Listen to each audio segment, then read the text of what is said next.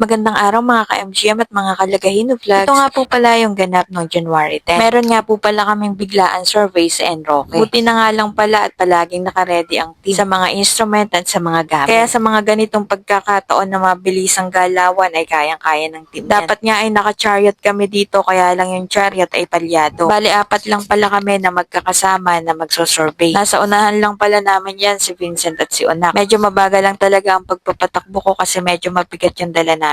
Kami kasi ang nagdala ng 3 mohon at yung 2 instrument. At sa puntong ito nga ng aming buhay, andito na kami sa Enroque. Hinintay lang pala namin yung client na makarating dito para makapagsimula na kami. Bali na survey na pala namin ito nung nakaraan, same client and same location. Nag-extend kasi yung bumili ng lupa, kaya kinailangan ulit nilang ipa-survey.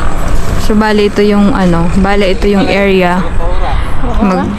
Adjust lang ng konti, tapos maglalagay ng mohon, siguro mga 2 or hanggang 3.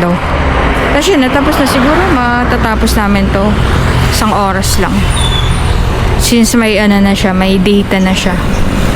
Sa mga nagtatanong po pala o naghahanap ng land surveyor or maninilip ng lupa, ay pwede niyo po kaming tawagan, i-PM, i-text, at i-message sa aming page. At para po sa mga nagtatanong, nag-PPM, katulad nito,